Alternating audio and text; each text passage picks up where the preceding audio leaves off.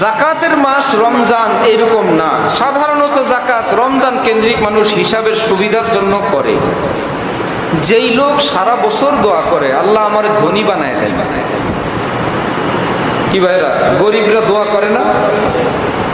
যদি কোনো আলেম ওনাকে বললো মাশাআল্লাহ আপনার যে টাকা পয়সা আছে আপনার তো জাকাত ফরজ হয়ে গেছে, তার মানে এতদিন ছিলেন আপনার জাকাত খাওয়ার যোগ্য, আল্লাহ আপনাকে এইবার জাকাত দাতা বানায় দিছেন, আপনাকে বড় লোক বানায় দিছেন, সারা জীবন দোয়া করছে আল্লাহ আমার ধনী বানান, বড় লোক বানান, যখন শুনে জাকাত ফরজ হয়ে গেছে সাথে সাথে বলে না আমার ঋণ আছে, আমার এই সমস্যা আছে, ওই সমস্যা আছে, এই মাত্র তিনি গরিব হয়ে যেতে চান। আবার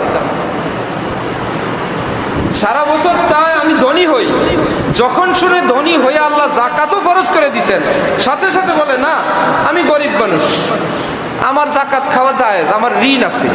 আমার ভাই জাকাত দেওয়া তো ভয়ের বিষয় না, শুনতেছেন? মা বোনরা অনেকের জাকাত ফরজ হয়ে থাকে, বিশেষ করে যাদের স্বর্ণ আছে, 7.5 ভরি স্বর্ণ থাকলেই তো জাকাত, অথবা স্বর্ণ কম প্লাস রূপা আছে তাহলে তো আরো কম। স্বর্ণ যখন সাথে রূপা থাকে, কিছু স্বর্ণ যদি টাকা থাকে তখন আর 7.5 ভরির অপেক্ষা করা লাগে না, সবটা মিলা টাকার হিসাবে চলে যায়।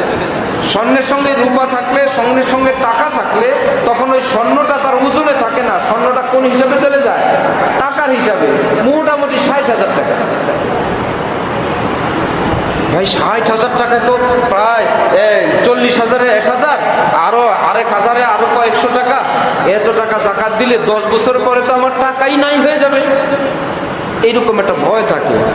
খুশির খবর হইল এই পৃথিবীতে একটা উদাহরণ নাই জাকাত দেওয়ার কারণে কারো টাকা দিতে দিতে শেষ হয়ে গেছে। কোরআন শরীফে রব্বুল আলামিন বলেন জাকাত দিলে সেই মালকে আমি বড় বানাই দিই। জাকাত দিলে তোমার মালটা পবিত্র হয়, যেই মালটা তুমি রাখলা এইটার সিকিউরিটির দায়িত্ব আমি আল্লাহ নিয়ে নেই।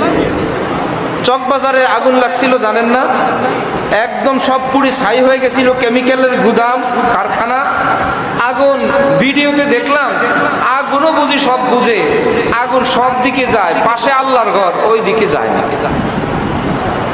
মসজিদে লাগে না, আশপাশ জ্বলে। নিচে ছিল একটা আরো কঠিন স্প্রে এবং কেমিক্যালের গুদাম, ওনার কোনো মালে আগুন লাগে নাই, একই দিল্লি। কি ব্যাপার? আশপাশের লোকেরা বলছে উনি প্রতি বছর পাই হিসাব করে জাকাত দিয়ে, যে উনি জাকাত দিয়ে দিতেন আমরা জানি। এক বিল্ডিং আশপাশ পুড়ে ছাই হইলো, কয়লা হইলো, ওই বিল্ডিং এর নিচতলায় আবার কোন গোডাউন আবার বাকি থাকে। রব্বুল আলামিন বলছেন জাকাত দিলে আমি তোমার বাকি অর্থ এভাবে হেফাজত করি। কেউ নাই পৃথিবীতে হেফাজত করে। আর জাকাত দিলে মনে হয় আল্লাহ নিয়ে যান। জাকাত দিলে টাকাটা আমার থেকে চলে যায় না। কোনো ছেলে যদি বিদেশ থাকে, বাপ দেশের থেকে মাঝে মাঝে বলে এত টাকা পাঠাও, আমার নাই, না পাঠাও, ধার কর্জ করে পাঠাও। কি ব্যাপার? একটা জমি কিনতেছি, না জমি টমি আমার লাগবে না, দেখো লাগবে আমি জানি ভালো জমি। অনেক জোর করে চাপ দিয়ে প্রেশার দিয়ে ওই ছেলেটা টাকা এনে একটা জমি রাখে, আর ছেলেটা কেবল বলে আব্বা একটা চাপ দেয়, আব্বার জন্য উড়াইতে পারি না। দেশে এসে দেখলো 10 লাখ টাকা পাঠাইছিল জমির জন্য, জমির দাম এখন 10 কোটি। এখন কি বলবে? আব্বা জুলুম করছে না ইহসান করছে? যে আল্লাহ, আব্বা আপনি যদি আরেকটু চাপ দিতেন আমি তো আরো কিছু টাকা পাঠাইতে পারতাম, আরেকটা জমি যদি কিনতেন আব্বা। আব্বা বলবে দেখো ওই টাকা আনতে তো আমার 12টা বেজে গেছে, তোর থেকে আমি জানতাম তোর এই বয়সে টাকা উড়াবি, খাবি, নষ্ট করবি। আমি তো বললাম আমার লাগবে, দে, আমার জন্য দে।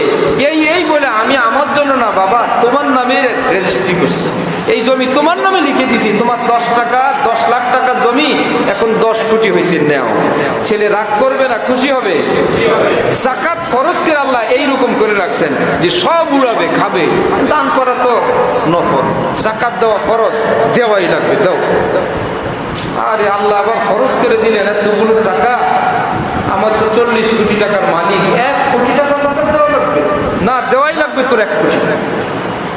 39 তুই খা, পুরা 1 কোটি আমার কাছে দে। কিয়ামতে গিয়া দেখবে ওই 40 টাকার 1 টাকাকে আল্লাহ পাক এত বড় বানাবেন, বলবেন বান্দা জোর করে তোমার থেকে নিছিলাম, এই যে তোমারটা তুমি নিয়ে যাও। বান্দা সেদিন বলবে আল্লাহ আপনি শতকরা 2.5 টাকা কেন যাকাত ফরজ করছেন, আপনি শতকরা 50 টাকা করতে পারলেন না? কত কাজ হইতো আজকে, কত ভালো হইতো, 50 টাকা খরচ করা উচিত ছিল। আল্লাহরে বলবে সেদিন। এই জন্য যাকাত আল্লাহ নেন না, যাকাত আল্লাহ জোর করে নিয়ে আমাদের জন্য রেখে দেন। কি ভাইরা, আল্লাহ নিজে নিয়ে যান না আমাদের জন্য রাখেন? কি খুশি! সরকার যে ভ্যাট নেয়, ট্যাক্স নেয়, আবার দিয়ে দেয়, নিয়েই গেল শেষ। ওইটা দিতে পারে যেই মানুষ কোটি কোটি টাকা, সেই মানুষ আসমানি সরকারের কাছে নিজের নামে অ্যাকাউন্টে যাকাত দিবি, দিতে পারে না। শুধু ছল ছাত্রী বলে আমি ঋণগ্রস্ত। শিল্প ঋণ, ঋণ না। আছে 100 কোটি টাকা, ব্যবসার জন্য আপনি এখন আরো 200 কোটি টাকা লোন নিছেন, সুতরাং পুঁজি 100, লোন নিছেন 200, সুতরাং 100 দিয়ে দিলেও তো আরো 100 কোটি টাকা ঋণ থাকে। হুজুর ঋণগ্রস্ত নয়, সত্য যাকাত নাই, আমি ঋণগ্রস্ত। এই ফাজলামি চলবে না। শিল্প ঋণ, ঋণ না। এই ঋণই না। আপনি ওই 100 কোটি টাকার হিসাব করে যাকাত দিয়ে দেন, যেটা ঋণ নিছেন ওটা বাদ, ওটা আলাদা। ওইটা ব্যতীত আপনার কত টাকা আছে ওইটা হিসাব আলাদা। মাদ্রাসায় ছাত্র ভর্তি করতে আসছে একজন, টাকা কম নিতে বলে। কেন কম নিব, বড় লোক মানুষ? বললো বাড়িতে বিল্ডিং এর কাজ ধরছে। শুনছেন খবর? বাড়িতে বিল্ডিং এর কাজ ধরছে, এই জন্য মাদ্রাসায় ছেলে পড়াবে, টাকা কম নিতে। বললাম গুনাহ হবে, গুনাহ। ওই বিল্ডিং কবরে যাবে না, মাদ্রাসায় পড়াইলে ওটা কবরে যাবে। কোথায় দেওয়া উচিত, কোথায় না দেওয়া উচিত আমরা ভুলে যাচ্ছি। যাকাত এটা থেকে কি ভাগার বিষয় না আগানোর বিষয়? যদি কারো উপর আলেমরা বলে আপনার উপর যাকাত ফরজ, খুশিতে 2 রাকাত নফল পড়েন, আলহামদুলিল্লাহ, আল্লাহ আমারে যাকাত দাতা বানাইছেন। সারা জীবন দোয়া করছি, রব্বানা আতিনা ফিদ দুনিয়া হাসানা, আল্লাহ আমার ধনী বানায় দেন, বড় লোক বানায় দেন, ধন দিয়ে দেন। আজকে আমারে আল্লাহ পাক ধনীর কাতারে নাম দিয়ে দিয়েছেন, শুকরিয়ার বিষয়। এটা না যে না না না না এই অল্প কটা টাকা যাকাত দিলে আর কি থাকবে, এমনটা না করি। আল্লাহ আমাদেরকে হিসাব করে যাকাত আদায়ের তৌফিক দান করেন।